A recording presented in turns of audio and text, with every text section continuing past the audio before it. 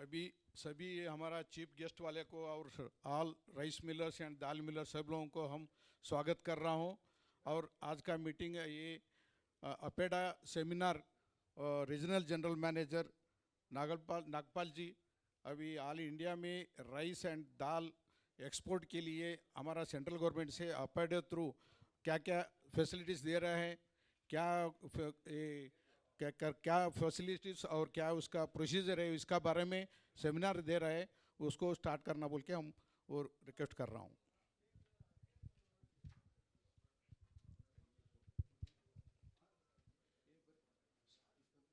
ठीक है, ठीक ठीक ठीक। Hello, okay. Thank you dear all the industry people, particularly this is my first time directly मैं रूबरू हो रहा हूँ आप लोगों से, क्योंकि APEDA it's different organisation, we directly associated with the exports issue and export related.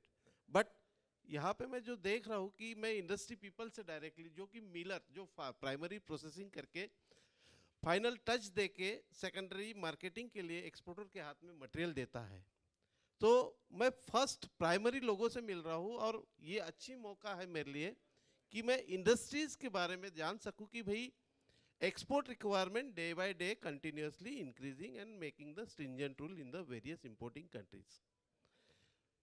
Export requirement के लिए अगर आप क्वालिटी तैयार कर रहे हैं तो आपको बहुत सारे पैरामीटर्स को ख्याल में रखना चाहिए। पहला तो सबसे मद्देनजर इम्पॉर्टेंट है कि neatly hygienically processed material which can attract the consumer throughout their lifetime marketing channel। Marketing के लिए जो रिक्वायरमेंट आ रही है, पर्टिकुलरली अभी ये जो कोविड 2021-2022, इसमें अगर इंडिया का ग्राफ देखेंगे तो rice, particularly non basmati rice ने बहुत बड़ा इंडिया का रिकॉर्ड ब्रेक करके we are the leading player, leading global, we keep our means the position in the global markets as a leading supplier, quality supplier, constantly supplier। तो ये non basmati rice में बहुत बड़ा जंप आया है।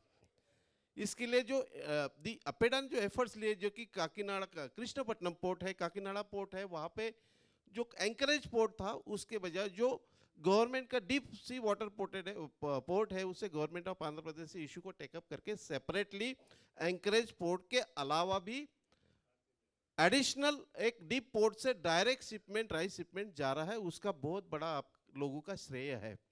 तो इसमें जो क्वालिटी का पैरामीटर्स जो पहली आ रही है, पहले की भाई quality should be acceptable by the importing consumers. Particularly day by day जो इंटरनेशनल मार्केट में जो नया ट्रेंड आ रहा है, particularly most of the developed country, particularly Europe, Canada, USA, they are health cautious and they are trying to use the glycemic index free rice, gluten free rice. अगर आप लोगों ने उस पर भी ध्यान देंगे, अगर गवर्नमेंट ऑफ इंडिया और दी स्टेट गवर्नमेंट को इनकरेज करेंगे कि वैसी वेराइटी डेवलप करिए जहाँ पे अच्छा मार्केट है, प्राइम प्राइस मिल सके। पर्टिकुलरली ग्लूटेन, जो कि जापानी का राइस जो है 853 GI है उनका, उसके कम अगर मिलता है तो again it will be a great market for the Indian perspective. और इवन उसका जो ब्रोकन राइस है, broken rice of the GI free, it is use by the South Korean, Japanese, Chinese into their noodles. So उस तरह से अगर आप उसमें ध्यान दोगे तो that noodles also the gluten free also available for the consumption of the common people, those are suffering from the diabetic type 2 patients। and this gluten free rice जो है मांग जी जा रही है, तो इसका अगर वैल्यू एडेड में अगर जाते हैं तो इसमें काफ़ी अच्छा मार्केट आ रहा है। अगर हम देखेंगे, if we see the total scenario of the non basmati rice from India, particularly मैं राइस की पहले बात करूंगा, उसके बाद में पल्सेस, उसके बाद में वीट, जो देख रहा है कि कंटिन्यूसली इंक्रीज हो रहा है। और हर कोई, इवन दी चाइना में नियर अबाउट एक निज़ामाबाद में चाइना अप्रूव्ड प्लांट है गजानन इंडस्ट्रीज, वो ही is the only supplier to China. Near about 80,000 metric ton उसने राइस चाइना को दिया है। अभी भी चाइना की रिक्वायरमेंट बहुत है, बहुत है, बहुत है। आज वो ब्रोकन राइस मांग रहा है, लेकिन we are not able to sufficient fulfil the quantity of the China's requirement. अगर चाइना के हिसाब से अगर आपको क्वालिटी देना है तो they require the rice unit must be recognised by Chinese custom authority before sending any consignment of rice to the China market. उस तरह से चाइनीज के requirement particularly they are conscious about the khapra beetle. Particularly globally जो भी quarantine paste आ रही है तो Khapra beetle, अगर इंडिया में अमन ने खापरा बीटल जो है khapra beetle pest free area अगर अपने गोडाउन, अपने स्टोरेज, अपना प्रोसेसिंग एरिया भी कर दिया तो India could be a good achieve a good sustainable stage into the international market. Yes, we whatever the Indian rice हम भेज रहे हैं तो खापरा बीटल फ्री। अब अगर आप यूएसए राइस भेज रहे तो राइस का कंसर्न मेजरली उनका है यूएसए का khapra beetle. They insisted government of India whenever they are sending the rice, it may be basmati rice, non-basmati rice or broken rice, that should be a free from the khapra beetle area. ये इनका concern है particularly, और they have suggested the standard operating procedure when you are thinking for the export of rice to the China. तो even उनका casting skin एक छोटा सा टुकड़ा भी ये कोविड के 2 साल के बीच में अगर आप नॉन बासमती राइस का मेरा प्रेजेंटेशन के थ्रू मैंने आपको दिखाना चाह रहा था लेकिन दिस इज नॉट पॉसिबल। तो भी बासमती नॉन बासमती राइस का बहुत बहुत बड़ा क्वांटम इंडिया से एक्सपोर्ट हो रहा है। मेजरली बांग्लादेश से री एक्सपोर्ट हो रहा है क्योंकि ड्यूटी लीस्ट डेवलप कंट्री से जा रहा है तो ड्यूटी कंसेशन उनको मिल रहा है। हम अगर क्वालिटी बना के अगर डायरेक्ट देते हैं तो मुझे लगता है कि मोस्ट ऑफ द कंट्री के बाद में इंडिया एक कंसिस्टेंट क्वालिटी सप्लाई और रिलायबल और रेगुलर।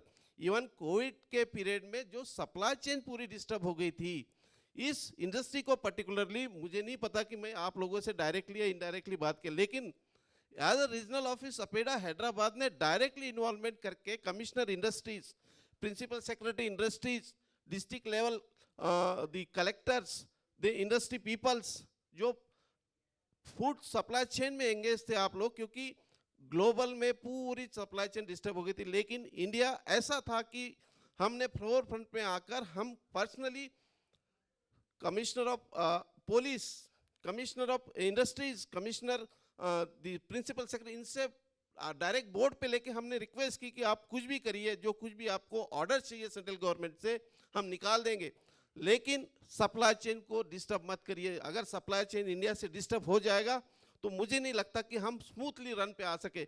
और आप इसका नतीजा देख रहे 2 साल के बाद में कि India constantly good and reliable supplier है और अपनी सप्लाई चेन को पूरी मैनेज करके आज टॉप में रखा है। और इसी के मद्देनजर ये पूरे आप लोगों का सहकार्य है, एडमिनिस्ट्रेशन का सहकार्य है, लोकल अथॉरिटी का सपोर्ट था, इसी वजह से हम आप टॉप लीडर करके आज उभरे हुए हैं। अगर ऐसी स्थिति में अगर हम अपेडा लाइन मिनिस्ट्री से हम कोऑर्डिनेट नहीं करते, होम मिनिस्ट्री से प्रॉपर एडवाइजरी नहीं निकालते, तो मुझे नहीं लगता कि आपका जो प्रोसेसिंग का था काम, जो प्राइमरी प्रोसेसिंग का काम चल रहा था, उसको डिस्टर्ब होके आज अब वही स्टेज पे जाते जो बाकी कंट्री है। रह गई बात, दूसरी बात अपेडा की फाइनेंशियल असिस्टेंस इस साल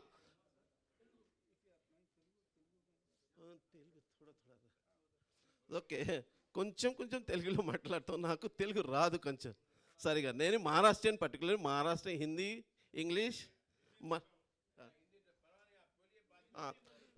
रहेगी बात अपेडा की फाइनेंशियल असिस्टेंट। 15 फाइनेंशियल कमीशन ने जो अपेडा का काम देखा है, जो चीज कोविड में आके फोरफ्रंट में आके काम किया है सप्लाई चेन को रेगुलेट और मॉनिटर करने के लिए, then government of India given additional task to APEDA since the non-basmati rice, pulses, then wheat, why not to become a commodity supplier to various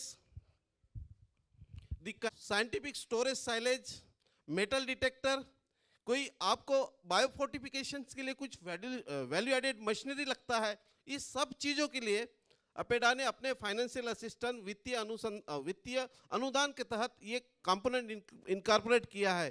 ये राइस के लिए ही नहीं बल्कि पल्सेस के लिए, प्रोसेस फूड के लिए, पर्टिकुलरली इवन वीट के लिए कोई क्वालिटी फ्लोर बनाना चाहता है या कोई पल्सेस में अच्छा पॉलिशिंग करके एक्सपोर्ट री एक्सपोर्ट करना चाहता है, इसलिए भी मशीनरी का प्रावधान किया है। उसमें मैक्सिमम फाइनेंशियल असिस्टेंस का हमने प्रावधान रखा है। एक एक्सपोर्टर एक साल में कम से कम मैक्सिमम से मैक्सिमम 2 करोड़ ले सकता है, और पूरे प्लान पीरियड में जो 2020-21 से 2025-26 के बीच में 5 करोड़ मैक्सिमम वो फाइनेंशियल असिस्टेंस ले सकता है। उसके अलावा फाइनेंशियल असिस्टेंस उस लिए भी दिया जाता है अपेडा से, जो अगर आप ISO, HACCP, quality management, food safety management system plan अगर इंप्लीमेंट करना चाहते हैं आपको, क्योंकि ये most of the importing countries की रिक्वायरमेंट है, उसके लिए भी इंडिविजुअली आपको अपेडा फाइनेंशियली असिस्टेंस देने के लिए तैयार है। उस स्कीम में ऑलरेडी इनकॉर्पोरेट कर दिया। अगर आपका यूनिट को ISO, हैसैप और food safety management system plan में लाके अपना रेगुलर ईयरली आप रिन्यू करते, उसका भी फीस का पूरा प्रावधान अपेडा के स्कीम में दिया हुआ है। अगर आप लोगों को ज़्यादा इंफॉर्मेशन चाहिए तो आप हमारे हेड ऑफ रीजनल ऑफिस या हमारी वेबसाइट पे विजिट कर सकते हैं कि क्या क्या कर सकते हैं, या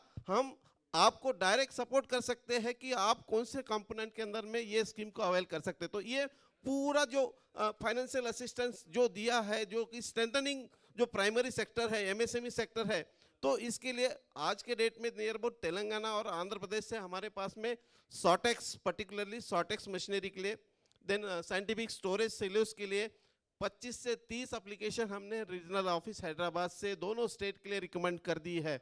पर्टिकुलरली यूनिट जो फूड सेफ्टी मैनेजमेंट में कम तरता पाया गया, उसको हमने चांस दिया है कि आप अपना इम्प्लीमेंटेशन करो फूड सेफ्टी, उसके बाद में आप हमारे पास में आइए कि आपको सॉटेक्स मशीन चाहिए तो हम इसके लिए भी तैयार है। लेकिन उन्होंने जो प्राइमरी रिक्वायरमेंट है एक्सपोर्ट के लिए, फूड सेफ्टी, हाइजीन और कहते नीटनेस, क्लीननेस का वो अगर क्राइटेरिया फॉलो करता है तो अपेडा रिकमेंड करता है उस चीज़ के लिए। तो ये सब चीज़ें हमने अभी तक के कहते फाइनेंशियल असिस्टेंट के लिए हमने आज के डेट में जो 31 मार्च तक 36 सॉटेक्स मशीन प्लस सॉयलर्स के लिए हमने applications regional office APEDA Hyderabad से रिकमेंड कर दिए। 1-2 यूनिट ऐसे हैं जिसमें food safety management system plan apply करने जा रहे हैं। Food safety management system plan के लिए भी हमने उस यूनिट को भी हमने रिकमेंड कर दिया है कि भाई yes they are willing to start the export activity. Export बोला, एक्सपोर्ट ये वर्ड कोई ऐसा इतना ये नहीं है, लेकिन ये बड़ा फैंसी और कॉस्मेटिक है। एक्सपोर्ट आने के बाद में कैसे स्मार्टनेस चाहिए कोई भी चीज़ में, कोई भी चीज़ का अगर वर्क अगर स्मार्ट है आपका, if the any particular your work is a smart way, तो ऑफकोर्स एक्सपोर्ट में आप इजीली उतर सकते हैं। लेकिन मैं नहीं सोचता कि एक्सपोर्ट इतना बड़ा वर्ड है जो कि आपको पूरा हिंड्रेंस, लेकिन आप अगर क्वालिटी बना रहे हैं, आप अगर क्वालिटी बना के दूसरे को दे रहे हैं, थर्ड पार्टी को सप्लाई कर रहे हैं, तो मैं ये बोलूंगा कि why you not approach towards us to become a exporter. हम उसके लिए भी तैयार है। मैक्सिमम जब कभी भी इंटरनेशनल ट्रेड फेयर होता है तो we encourage the new people, new entrant into the market to become as a good exporter. और आज के डेट में near about Hyderabad regional office से every year we are trying to nurture, develop 2 to 3 new exporter from our state. हम चाहते हैं कि हमारे पास का एक्सपोर्टर इस स्टेट का होना चाहिए, इस रीजन का होना चाहिए, ताकि वो किसानों के हित में बात कर सके, किसानों के विकास के लिए भी बात कर सके। इस चीज़ों को मद्देनजर रखते हुए हमने एक प्रण लिया है, रीजनल ऑफिस हैदराबाद ने ये सोचा है कि हम इस स्टेट का जो ज़मीन से जुड़ा हुआ किसान के साथ में जो प्रोक्योरमेंट करता है, डायरेक्टली परचेसिंग करता है, उसी को हम एक्सपोर्टर बनाते हैं। और इसी तरह से हम एक्सपोर्टर के लिए काम कर रहे हैं। उसको ये नहीं, सपोज आपको पता नहीं है कि भाई नाइजीरिया की रिक्वायरमेंट क्या है, इंपोर्टिंग कंट्रीज रेगुलेशन क्या, ये सब चीज़ें हम आपको ट्रेन करेंगे। ऐसा नहीं कि आपको एक्सपोर्टर बनाने के बाद में हम छोड़ देंगे। आपका शिपमेंट अगर आपके पास में ऑर्डर है, बायर है, हमारे पास में आइए, हम आपको पूरी हैंड होल्डिंग कर देंगे, right since from the beginning to the execution of your export order to the release up to the importing countries. Indian mission उसी के लिए बैठा है कि आपको हैसल फ्री ट्रेड होना चाहिए। अगर आप में से कोई चाहता है कि मैं एक्सपोर्टर बनना चाहता हूँ, मैं एक्सपोर्टर के लिए ऑलरेडी क्वालिटी बना के दे रहा हूँ, तो आप हमारे पास में अप्रोच होइए, आप हमें बताइए कि मेरे पास में ये बायर है, इसकी एक्सपोर्ट ऑर्डर करना है, मुझे कुछ भी नहीं मालूम। हम वहाँ यहाँ बैठे हैं, हम आपको गारंटी देते हैं, एश्योर करते हैं कि आपका सक्सेसफुली शिपमेंट कराना हमारा जवाबदारी है। एक बार उसमें से आप सीख गए तो मुझे नहीं लगता कि आपको दूसरी बार मेरे पास में आना पड़ेगा। ये सब चीज़ों के लिए हम APEDA regional office continuous the working towards the benefits of the exporters, industry, farmers. Ultimately farmers are getting benefited unless and until हम export market को अगर explore नहीं करेंगे। Nowadays wheat also the Russia Ukraine crisis की वजह से wheat में भी also एक बड़ी अपॉर्चुनिटी उभर के आ गई। देखिए टर्की है, इजिप्ट है, इजराइल है, they are the regular consumer of the wheat. So Russia और यूक्रेन ये ज़्यादा सप्लाई करते थे, लेकिन ये दोनों के बीच में वॉर आने की वजह से अगर आप इंटरनेशनल प्राइस अगर व्हीट के देखोगे तो आज स्काई रॉकेट पे गई है। अगर इंडिया में सरप्लस मटेरियल है, आप क्वालिटी बना के टर्की को दे सकते हैं, इजराइल इजिप्ट को दे सकते हैं, जो रेगुलर उनके यूक्रेन और रशिया के कंज्यूमर्स इंपोर्ट्स करते हैं। इस चीज़ों को आप ग्रेविटी को ग्रैब कर सकते हैं। सिमिलरली पल्सेस में अगर देखोगे, पल्सेस में एडवांस अथराइजेशन का स्कीम था जिसमें कि इंपोर्ट करो, लिस्ट डेवलप कंट्री से माल बना के दे दो और फिर से री एक्सपोर्ट करो। तो इस चीज़ में भी ज़्यादा स्कोप आ रहा है। जो मेजर जैसा कि यूएसए मेजर कंज्यूमर है पल्सेस में, कनाडा है, उसके बाद में चाइना है, इन मार्केट को आप ट्रैप कर सकते हैं। आप उसको उस मार्केट में घुस सकते हैं कि उनकी प्रोटीन रिक्वायरमेंट, प्लांट प्रोटीन की रिक्वायरमेंट को आप उस पल्सेस के थ्रू फुलफिल कर सकते हैं। आई थिंक इसके अलावा भी और कुछ इंफॉर्मेशन, इनको ही जानकारी चाहिए मार्केट कहाँ पे क्या है, तो हम आपको डेफिनेटली शेयर करेंगे। डेटाबेस हमारे पास में ऑलरेडी है। अगर आपको एक्सट्रैक्ट नहीं करना था वो इंफॉर्मेशन, हमें मेल लिखी है, हम पब्लिक डोमेन में ऑलरेडी रहते हैं, हमारा कॉन्टैक्ट ऑलरेडी रीचेबल है। आप कभी भी हमारे साथ में कांटेक्ट कर सकते हैं और आप अपेडा से जो एक्सपोर्ट मार्केट की रिक्वायरमेंट चाहिए आपको, हम ऑलरेडी आपके कहते हैं डोर स्टेप है for the service and development of your export opportunity and further exploring your market. इसी के साथ मैं मेरे 2 शब्द समाप्त करता हूँ। Thank you very much.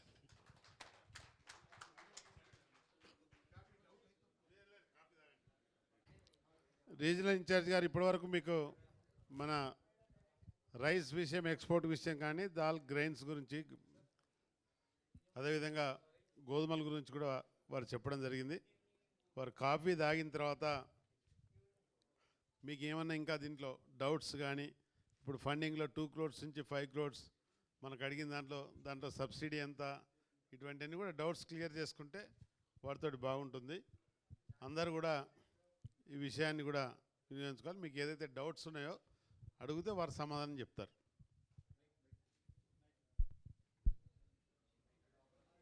అక్కడ ఒక మైక్ తీసుకుపోయిండి అమ్మ. రాము, హై మైక్. ఒక్క నిమిషం. ఇప్పటి వరకు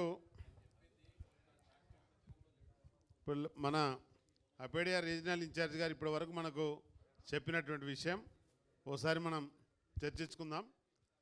ఈరోజు ఇక్కడికి విచ్చేసినటువంటి వర్కే ఫీటర్, వీరు rice mill association secretary, Kerala నుంచి రావడం జరిగింది. ఏక్ బార్ ఒకటి.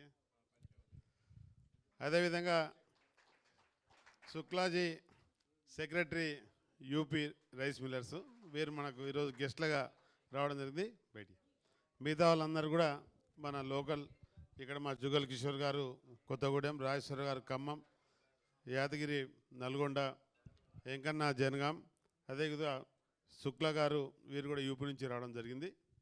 నా పేరు Mohan Reddy, Telangana state rice mill association general secretary. అదేవిధంగా రాము ముకాంబిగా మంచి ఆర్గనైజర్. నిన్న కూడా ఇక్కడికి సివిల్ సప్లై మినిస్టర్ గారు రావడం, రైస్ మిల్లర్స్ అందరి సమస్యల మీద, ఇక్కడ వచ్చినటువంటి ఎగ్జిబిషన్ గురించి కూడా వారు కూడా మాట్లాడడం జరిగింది. ఈరోజు ముఖ్యంగా ఎందుకంటే అపేడ నుంచి, ఆ ఇన్స్టిట్యూషన్ నుంచి మన దగ్గరికి ఇక్కడికి సార్ రావడం, వారు అనేక విషయాలు చెప్పారు. రైస్ కానీ, పప్పులు కానీ, గోధుమలు కానీ ఎక్స్పోర్ట్కు మంచి అవకాశం ఉంది. దానికి సంబంధించినటువంటి సాటెక్స్ కానీ, సైలోస్ కానీ, మిషనరీ మనకి ఏదైతే అప్గ్రేడ్ చేసుకోవడానికో దానికి కూడా మేము సపోర్ట్ చేస్తున్నాం, ఫండింగ్ అని చెప్పి కూడా మనకు చెప్పడం జరిగింది. దాని మీద డౌట్స్ ఉన్న వాళ్ళు కూడా ఇప్పుడు మాట్లాడతారు.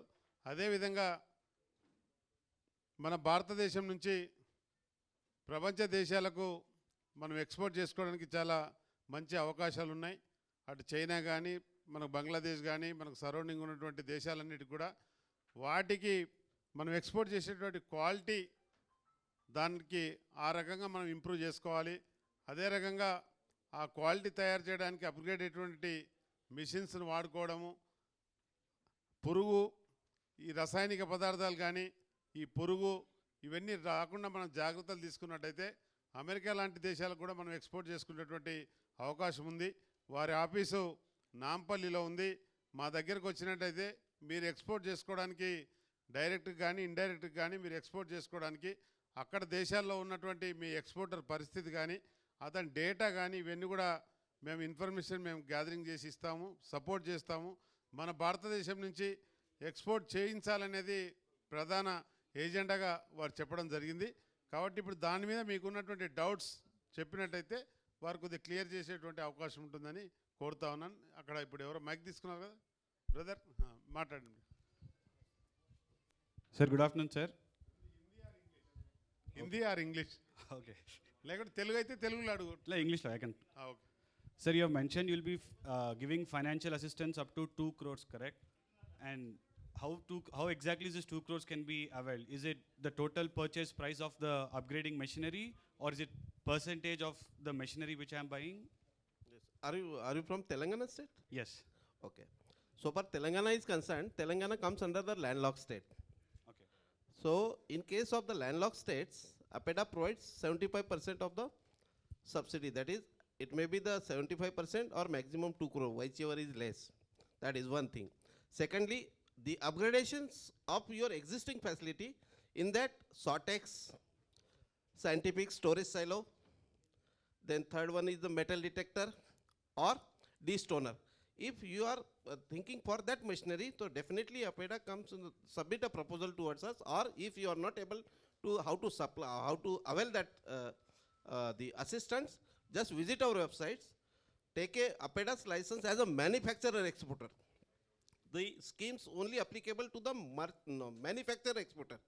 If you are manufacturer exporter, in case of the rice milling, an existing facility, in the existing facility you want to upgrade or implement the food safety management system plan, so we have a scheme component for supporting to the new exporter. And we definitely encourage to the new exporters to take the advantage of the government of India's financial assistance particularly. We try to encourage new people to take benefits more and more. That was the intention for providing the financial assistance. So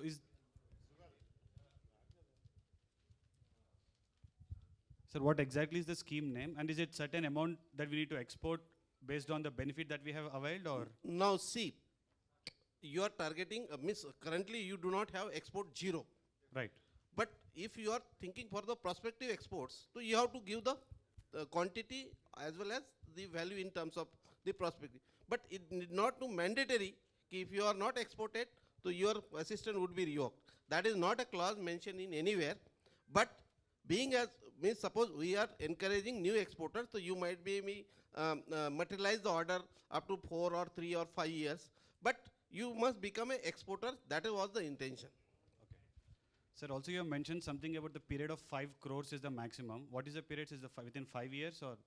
Now see, whenever any scheme implemented by any government of India, as per the financial, the 5-year plan, the 15th final pay commission cycle is running on. That is start from 2021 to 2025 to 2026. That is the 5 year. Within that 5 years, if you want to add on again and machinery, during these 5 years, you will get maximum 5 crores for the same machinery. Right. All right. Thank you, sir.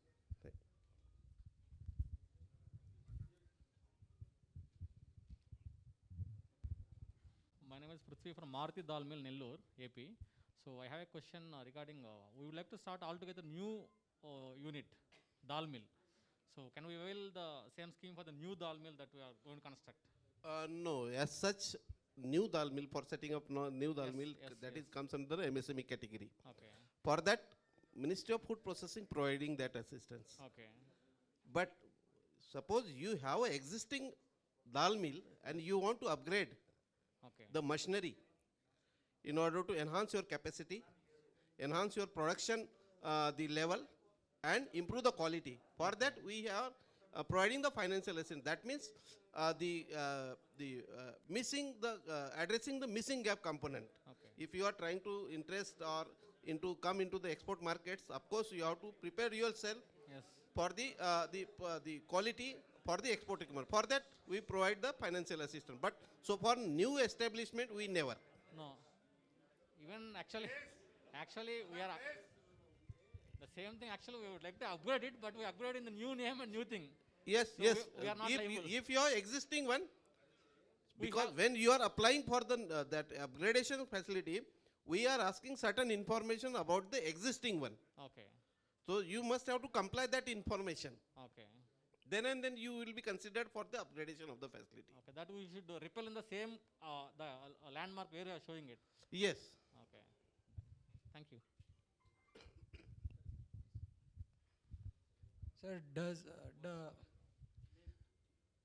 my name is Prashant from Karnataka, Yadgiri, Sripal Dal Industries. Just now, my colleague had asked about the upgradation of dal mill, right? So I just wanted to know whether this on upgradation, even the export is needed compulsory, or it is just for dal mill upgradation without export is fine.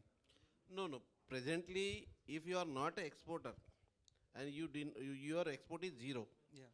But when you are applying towards APEDA to get the financial assistance, we are asking for the next 3 years export, prospective year export amount and quantity. In that you have to be filed appropriately. Yeah. So that you can become a next future prospective exporter. That was our intention. But if you are not doing any export right now, but you want to avail, you can apply. You No, can apply. Because I want to upgrade because I want to do the export thing. Yes, So, yes. yeah. You can apply. You can approach either towards the Bangalore office or you can directly approach towards our Hyderabad office. Okay. Sometimes some officials may not be the suitable to address your query. Yeah. So don't discourage. Yeah, yes. Some of means even our fingers is not equal. Every officer may not be suffice or address your query, but if you are approaching toward the right person at the right place, you will get a 100% encouragement and we will definitely support you. From my side, I am talking about myself. I am not talking other officers. You know very well the government in the system, there are so many officers working as a full-time officer or may not be officer. But if I am interested to help you or to upgrade your system or upgrade the standard of the farmers, if they are thinking in such a way, definitely that officer dedicatedly help you. So all the schemes are again divided category wise for all states separately, or do you have all common schemes for all the states, sir? This scheme once approved by government of India for pan-India, not for the state specific. No, because you mentioned for Telangana it comes under. Yes, whenever there is any landlocked state, Okay. the scheme component increases from 40% to 75%. The subject is that the state, if it is comes under the category of landlocked. Okay. Sir. And again, if there is a lady entrepreneur, woman entrepreneur, or SC/ST entrepreneur, in that case also we have enhanced from 40% to 75%. For minorities? Yes, that it comes on minorities. 75%. Okay, sir. Thank you. Or maximum 2 crores. Depends on the component wise.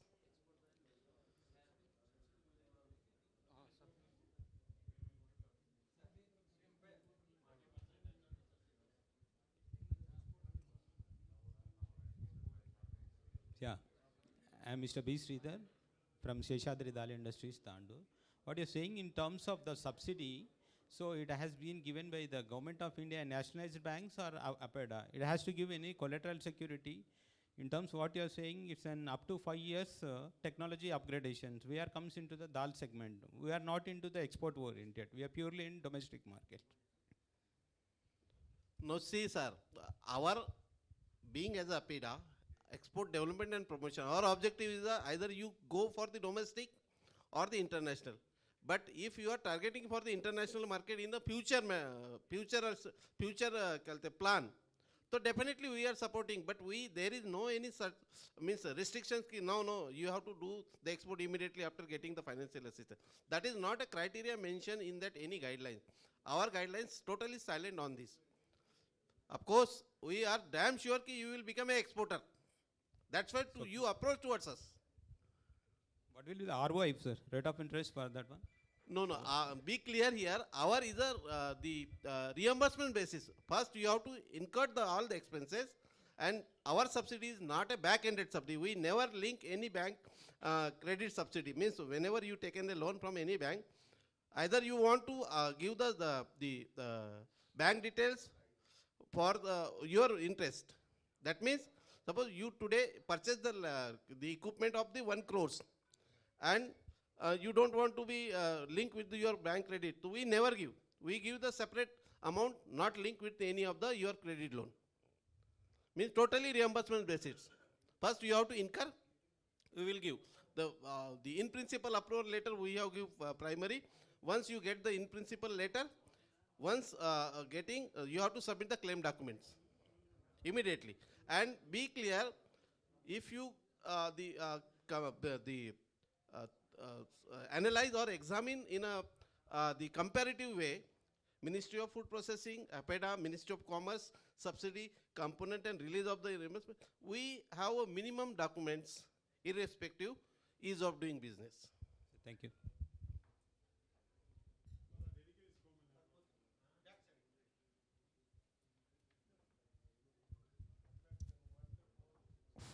Okay sir, ఇక్కడ language problem కొంచెం అనిపిస్తుంది. అందరికీ dais అలంకరించిన పెద్దలకు, మళ్ళీ ఇక్కడ తోటి మిత్ర రైస్ మిల్లర్స్కి అందరికి ధన్యవాదాలు. ఇంతకుముందు తెలంగాణ ప్రభుత్వం వచ్చి, స్టేట్ ప్రభుత్వం వచ్చి వాళ్ళొకటి వీళ్ళొకటి చెప్తున్నారు. ఇప్పుడు కొత్తగా ఎక్స్పోర్ట్ గురించి మాట్లాడుతున్నారు. ఎక్స్పోర్ట్ గురించి అంటే ఇప్పుడు కొత్తగా మేము మిల్లు పెడుతున్నాం, 8 ton per hour mill. CMR బేసిక్లో పెద్ద ప్రాజెక్టులు పెట్టాలని పోయిన సంవత్సరం స్టేట్మెంట్ ఇచ్చిండ్రు. పెద్ద మొత్తంలో ప్రాజెక్ట్ పెట్టుకున్నాం. బ్యాంక్ లోన్లు కూడా ఏమైందంటే మనకు 12 crores ప్రాజెక్టుకు 70% ఇస్తాను, 50% ఇవ్వడం జరిగింది. సరే, ఏదో మా తిప్పలకొట్టు మేము రైస్ మిల్లు అయితే రన్ చేయడానికే, మేలో రన్ చేయడానికే ట్రై చేస్తున్నాం. 8 టన్ మిల్లు మా నాగర్కర్నూలులో దాదాపు ఒక 4 మిల్లు వస్తున్నాయి నాగర్కర్నూలు డిస్టిక్లో. అయితే ఇప్పుడు సిఎంఆర్ లేదంటున్నారు కాబట్టి ఎక్స్పోర్ట్ పోవాలంటే సార్ చెప్పిన క్వాలిటీ ఇవ్వడానికి రెడీగా ఉన్నాము. ఈ పేమెంట్స్ ఎట్లా ఉంటుంది, దానికి ఏం సెంట్రల్ గవర్నమెంట్ సబ్సిడీ ఏముంటుంది, సబ్సిడీస్ అంటున్నారు కానీ మాకు సబ్సిడీ గురించి ఇంతవరకు ఏం తెలుస్తలేదు.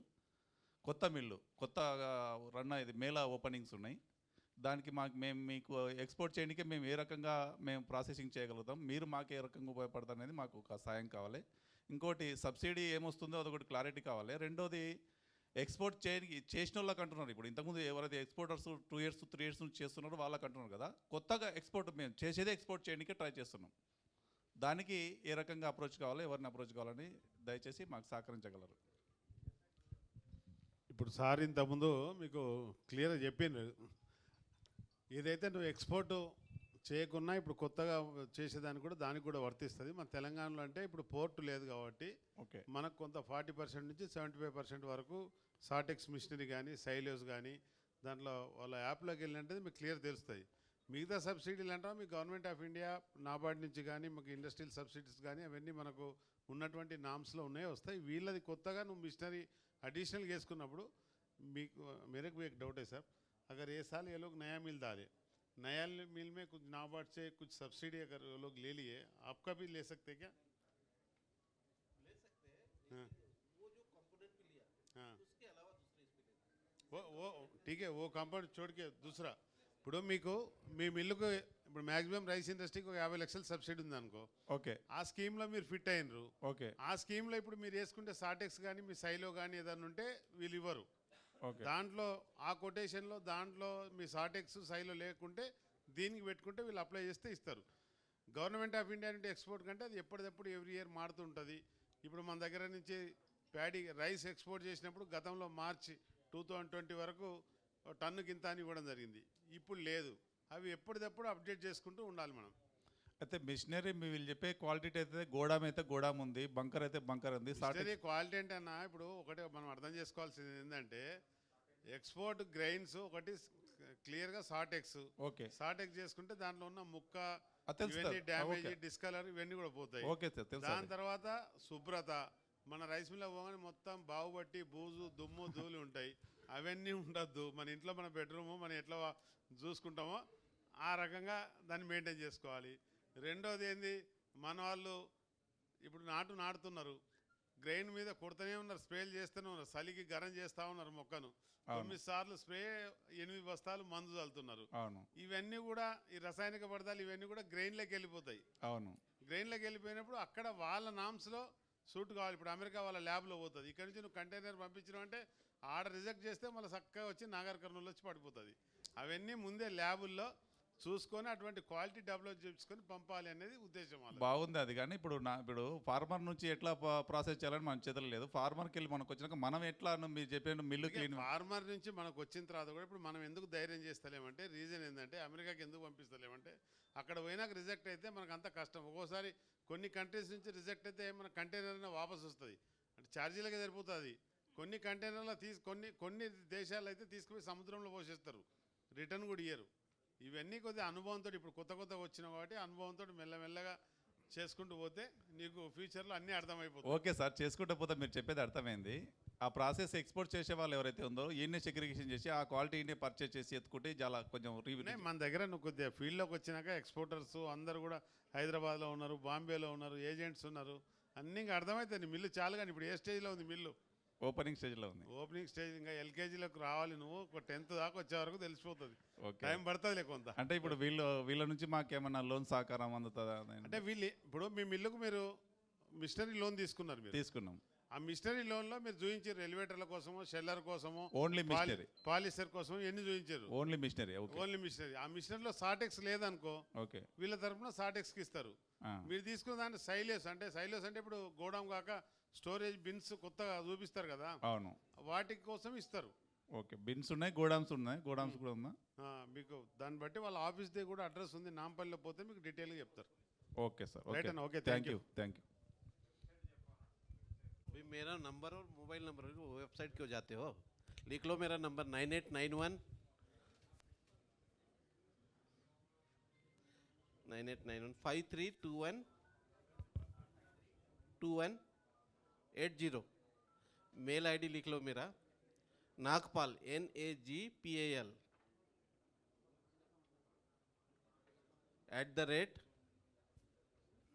@apeda APEDA apeda.gov, गवर्नमेंट का gov.in. ठीक है, मेरा mobile number 9891532180. Email address nagpal@apeda.gov.in. Website है www.apeda.gov.in. ठीक है, आप मुझे फ़ोन कर सकते हैं, कोई कंसल्टेंट को एंगेज मत करिए, कंसल्टेंट आपको मिसगाइड करता है. हम वहाँ बैठे हैं, ऐसा नहीं है कि आपको हम बताएंगे नहीं. सभी ऑफिसर सरीके नहीं होते. आप एक बार गवर्नमेंट ऑफिसर्स में अप्रोच हो जाइए. 2014 के बाद में जो सिनारियो चेंज हो गया ना, हम प्रमोशन में बैठे हैं. We want foreign exchange, we don't want Indian currency. जितना हमारा फॉरेन एक्सचेंज स्ट्रांग रहेगा, then we will considered as a विश्व गुरु. तब तक के हम नहीं कहेंगे. That's why we want to become a good exporter, constant and reliable. हम तो चाहेंगे कि नए बंदे आइए, हम सिखाएंगे उनको एक्सपोर्ट क्या चीज़ होता है. We will show the platform to you in the international trade fair. अब तो बंद है, नहीं तो every year I bring 15 to 20 people as a trade delegation to show the strength of the India into the international market.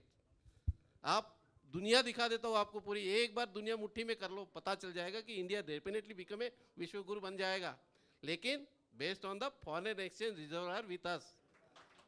ये चीज अगर है तो बनेगा, तब तक के नहीं बनेगा. Nagpal ji, I have a small doubt. Can I ask? Yes.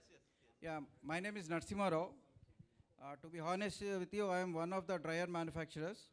So we have a doubt because I've been visiting a lot of mills on day-to-day basis, because you are giving subsidy on silos and you're giving on Sortex and you're giving on pre-cleaners and other items also.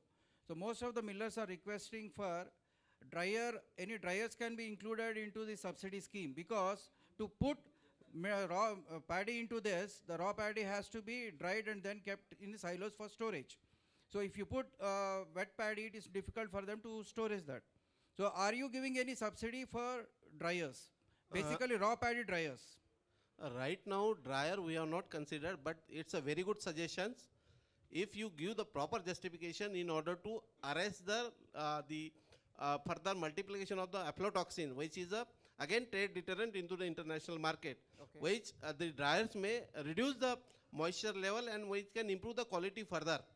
If you give the proper justification when at the time of the changing or recommending the changes in the policy, just give a write up to on one page, we can recommend to your dryer should be incorporated into the existing the financial assistance scheme with regard to the rice milling unit particularly. Sure, that we Nagpal. can take up the matter. That is, it's a very the very lean matter. It is up to the level of chairman. They can decide and take a call from the ministry as well. Thank you, Nagpalji. Thank Thank you very much. APEDA assistant general manager Lokhare साहब, बहुत अच्छा details आपको सब लोगों को export के लिए आप लोग कैसा तैयार होना बोल के इसके बारे में सजेशन किया है, उसका बाद में करना है। अच्छा, अभी Uttar Pradesh rice millers association general secretary से मिस्टर विनय कुमार शुक्ला बात कर रहे हैं।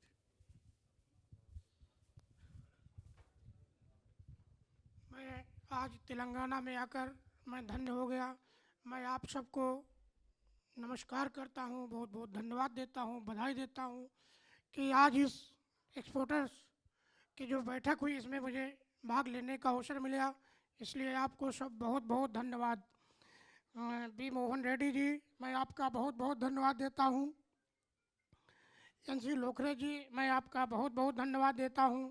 वंके फिटर केरला से, मैं आप सबका बहुत बहुत आभार। रामू जी को बहुत बहुत धन्यवाद। रामू जी ने मुझे बुलाया, इसके लिए मैं कोट कोट उनको प्रणाम करता हूँ, नमन करता हूँ। मेरे एक्सपोर्टर भाइयों, आप सब और हम सब के लिए बहुत एक अच्छा मौका है इंडिया में, चाहे वो बायर हो, हम लोग एक्सपोर्टर हैं, राइस मिलर्स हैं, दाल मिलर्स हैं, किसान हैं, फार्मर्स हैं। मैं वो चीज़ बड़े अच्छे मन से कहना चाहता हूँ, एक लंबी तेज़ी आ रही है। मुझे जो ऐसा महसूस हो रहा है कि आज इंडिया के लिए एक जो खाद्यान्न का हम लोग काम करते हैं उसमें एक अच्छा मौका 2 साल बाद मिलने जा रहा है, तो हम सब के लिए बहुत अच्छा मौका है, इसको गंवाना नहीं चाहिए। और हमारे साथ ऐसे अधिकारी भी मेरा सहयोग कर रहे हैं, इनका हम सब मिलकर धन्यवाद दें और बहुत बहुत आभार।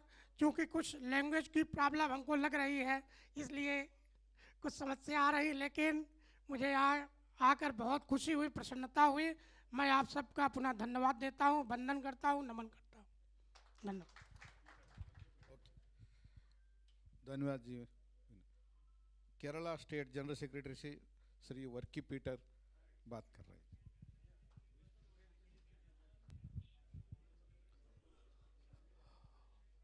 और beloved General Secretary Sri Mohan Reddy ji,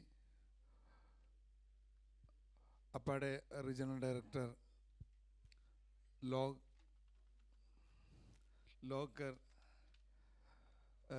Logar ji, on all the distinguished leaders on the dais of the dais and rice mill, very beloved rice millers. I am very happy to stand in front of you because now we are going through a war period. Even though Russia-Ukraine started war last 2 weeks, but due to COVID, all we are going through a same like war period last 2-3 years. Now we are getting relaxation on every means. So I think in this beginning stage, when we start meeting like this, we are very happy to give thanks to Mr. Ramu and our organizer, main organizer and supporting Rice Mill Association. On behalf of Kerala Rice Millers Association, we extend our hearty thanks to all the team we arranged here, and we got a lot of offer from Apade. That also very interesting, and we get more energy to coming period. Thank you, thanks a lot. Thank you. SKF dryer all India sales head Narasimha Rao उसका company का बारे में presentation दे रहा है जी।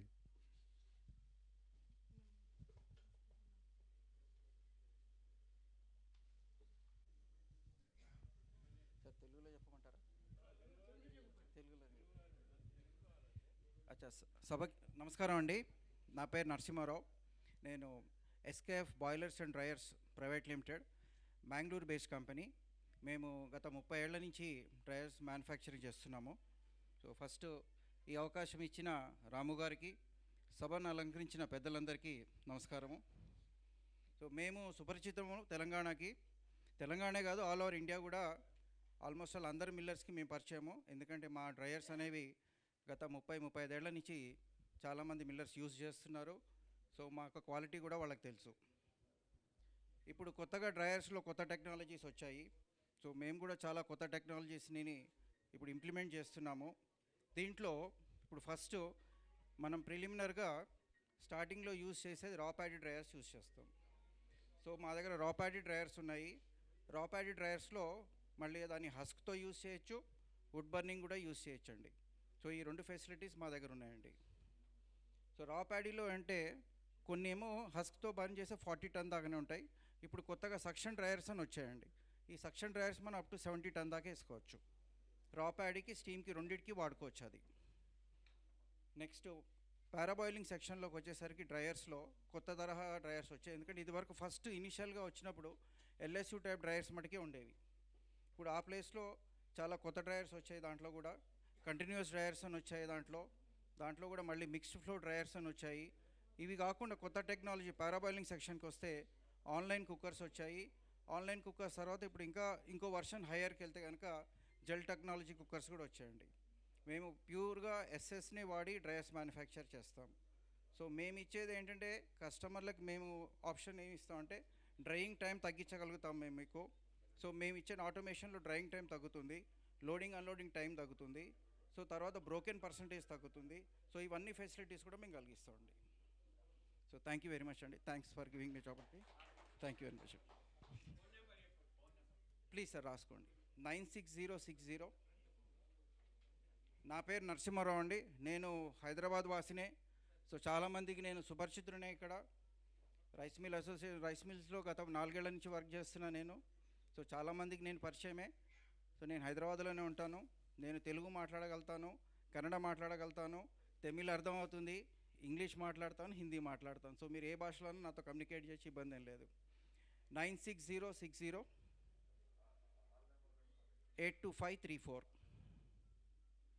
So దయచేసి మీరు భోజన కార్యక్రమాలు అయ్యాక మాది స్టాల్ నెంబర్ 3 అండి. ప్లీజ్ దయచేసి అందరికీ విజ్ఞప్తి, వచ్చి మా స్టాల్ విజిట్ చేయండి. సో దట్ ఏమైనా టెక్నికల్గా ఏమైనా కావాలంటే కూడా బ్రోచర్స్ అవన్నీ కూడా అక్కడ ఉన్నాయి, మేము మీ అందరికీ షేర్ చేస్తాము. Thank you very much. Thank you అండి. ఇక్కడికి పిచ్చేసినటువంటి ఎన్సి లోక్రే గారు రీజనల్ ఇన్ఛార్జ్ అప్పేడ, అదేవిధంగా కేరళ నుంచి వచ్చినటువంటి వర్కే పీటర్ గారు, యూపీ నుంచి వచ్చినటువంటి సుల్క్లా గారు, ఇక్కడికి విచ్చేసినటువంటి సహచర మిల్లర్లకు, మా దాల్ మిల్ సోదరులకు, ఆయిల్ మిల్ సోదరులకు అందరికీ కూడా మా తెలంగాణ రైస్ మిల్ అసోసియేషన్ తరఫున మీ అందరికీ కూడా మా అభినందనలు తెలియజేస్తూ ఉన్నాం. ఇప్పుడు ముకాంబిక రాము గారు వచ్చినటువంటి అతిథులను సన్మానిస్తూ అంటారు కాబట్టి రాము గారు మాట్లాడాల్సి కోరుతాను. APEDA assistant general secretary NL Lokhare को Telangana state rice mill association general secretary Mohan Reddy से सम्मान करना बोल के हम उसको रिक्वेस्ट कर रहा हूँ.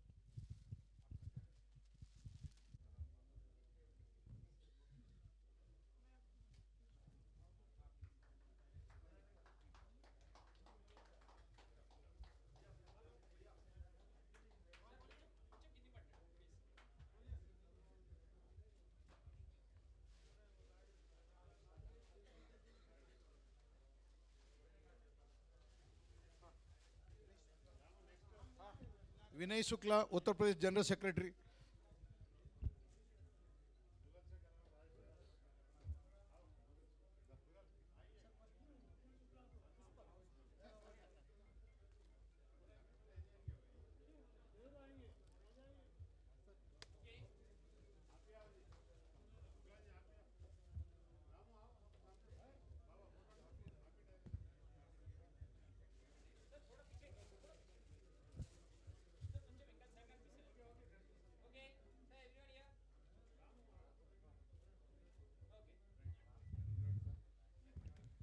Kerala state rice millers association general secretary Varkey Peter को।